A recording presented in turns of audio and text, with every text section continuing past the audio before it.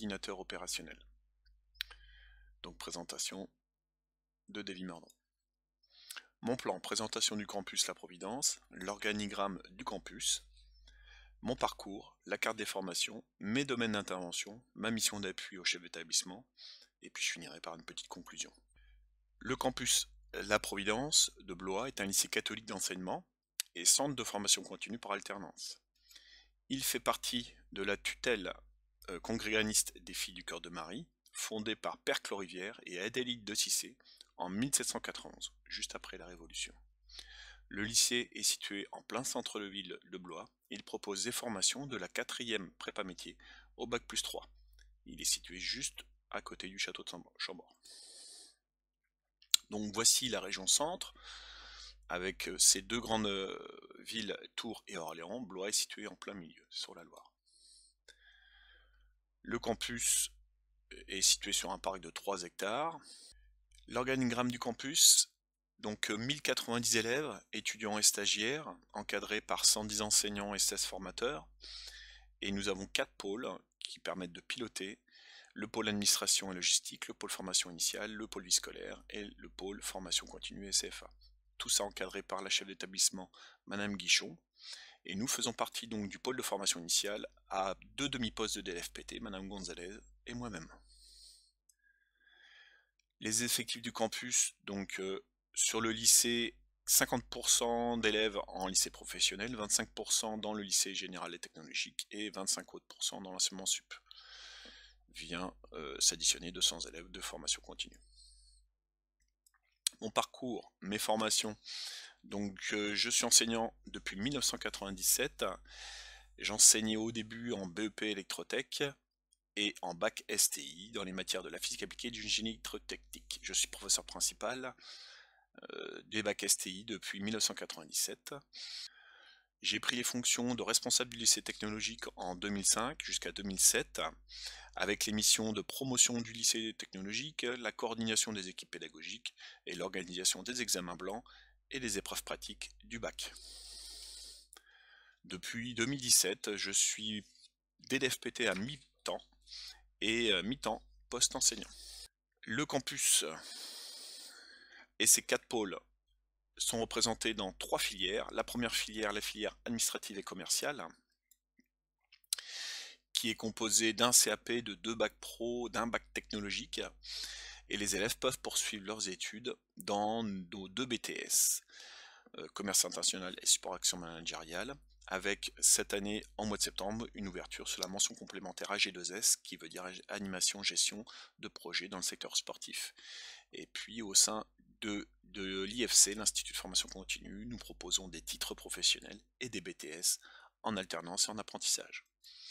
Dans la filière sanitaire et sociale, pareil, un CAP, 2 bacs pro, un bac techno, le bac ST2S, et pour poursuivre les études, les élèves peuvent poursuivre en BTS, ESF ou SP3S et poursuivre aussi en 3e année avec un diplôme d'état de conseiller en économie sociale et familiale. Il y a aussi un titre professionnel et une formation de préqualification d'ambulancier qui est proposée.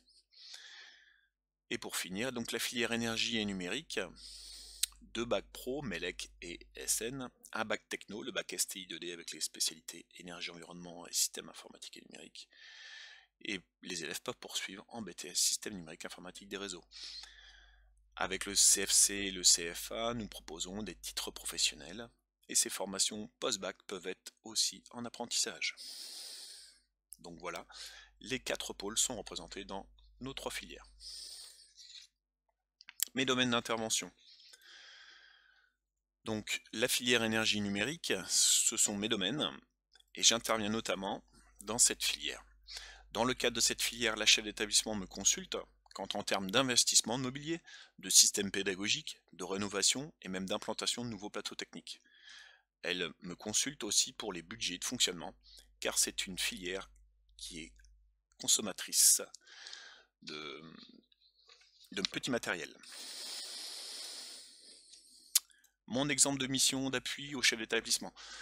Donc j'ai choisi de développer l'implantation d'un Tech Lab dans la filière STI 2D. L'analyse du contexte la réforme du bac général et technologique, qui est prévue pour 2021. Donc à la rentrée 2019, les nouvelles orientations de la réforme du bac STI2D ont été données et des prescriptions ont été formulées par les inspecteurs pour la mise en œuvre. Notre plateau technique doit être intégralement revisité pour permettre de répondre aux nouvelles obligations de cette formation, tant au niveau de l'organisation, des espaces de travail, que du matériel. Et un Fab Lab doit d'ailleurs être créé et équipé. Dans ce bac, les nouvelles organisations. Donc un petit exemple, la simplification des organisations qui réduit de 12 à 4 épreuves, et puis en plus la valorisation du travail tout au long du cycle, première et terminale, avec la prise en compte du contrôle continu, à hauteur de 40% de la note finale du baccalauréat. Pour l'implantation, j'ai décidé d'établir le processus de décision, donc avec une phase de formalisation, qui est la prise de conscience de la situation, depuis les bulletins officiels qui ont été sortis en juillet 2018. Ensuite, une phase d'instruction. Donc cette phase d'instruction, c'est la collecte d'informations. J'ai assisté à plusieurs réunions avec les corps d'inspection. Une première pour la mise en place des nouvelles matières, et puis donc au mois de mai, une autre au lycée Jean Zay d'Orléans. Les inspecteurs nous ont fait voir un petit peu ce qu'ils attendaient au niveau des nouveaux espaces, l'incorporation de l'approche pluridisciplinaire STEM, qui veut dire sciences, des technologies, de l'ingénierie et des mathématiques. Donc dans ce nouveau contexte, un Tech Lab qui englobe plusieurs zones, des zones calmes, avec de la conception, de la simulation, des zones de prototypage, de création, et puis une zone de réalisation qui sera le Fab Lab. Donc ça, c'était la présentation des inspecteurs que j'ai ensuite proposé aux enseignants. La semaine d'après, je leur ai fait voir les attentes des corps d'inspection. Et à la suite de cela, nous avons fait donc un inventaire pour recenser les différents logiciels, les différents produits pluritechnologiques et les différents systèmes que nous avions au sein du campus. À la suite de cet inventaire, le corps d'inspection nous a envoyé des fichiers qui permettent de nous positionner par rapport au mobilier, à l'équipement pédagogique, au logiciel. À la suite de cette phase d'instruction, il y a une phase de choix. Donc dans cette phase de choix, la modélisation des différents espaces a été faite en collaboration avec mes professeurs. Et donc nous avons proposé lors d'une réunion avec l'inspection, le chef d'établissement et les enseignants, au mois de novembre, cette modélisation.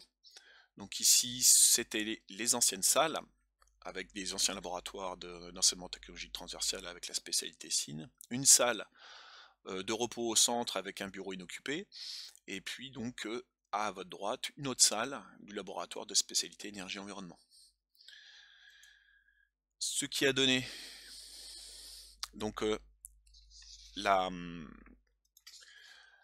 l'incorporation des différentes zones.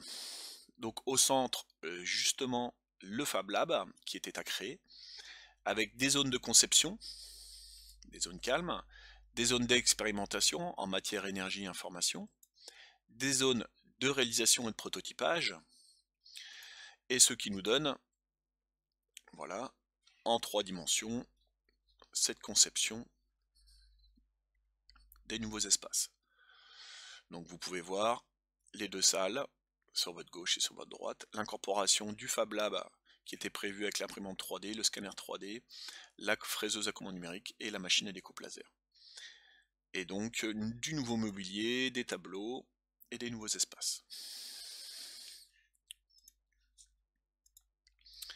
Donc présentation de cette modélisation lors de la réunion. Ensuite, il a fallu avoir un choix de financement, donc financement soit par taxe d'apprentissage, subvention région ou fonds propres. Donc nous en avons parlé lors de la réunion de direction du mois de décembre, et donc c'était à planifier pour le budget et les projets.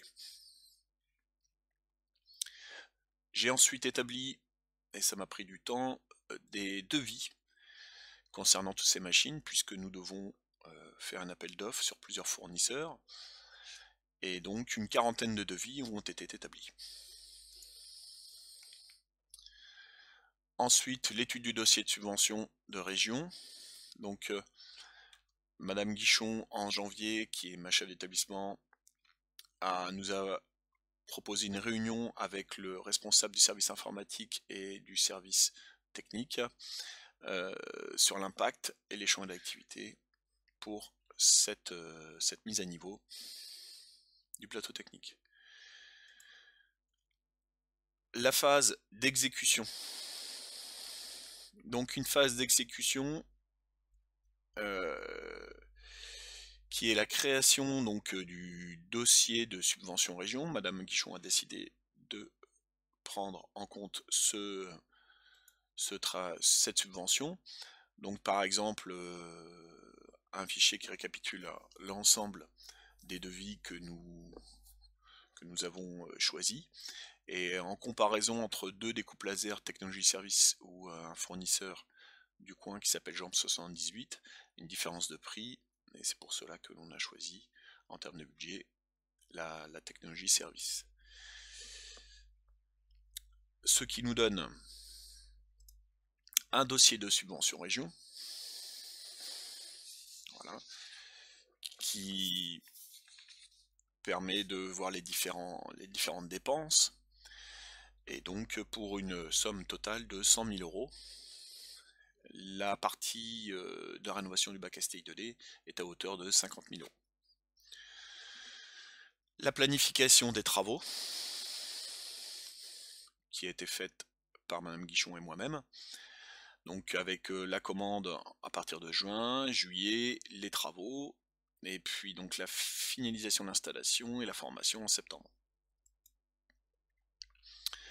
La réalisation des achats et la formation, donc les professeurs ont été formés, ce qui a donné donc à la place du mobilier, donc du nouveau mobilier pour les élèves pour qu'ils puissent travailler ensemble en coopératif.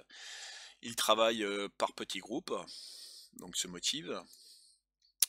Et ici vous pouvez voir donc la création grâce à de nouveaux logiciels de simulation et l'impression en 3D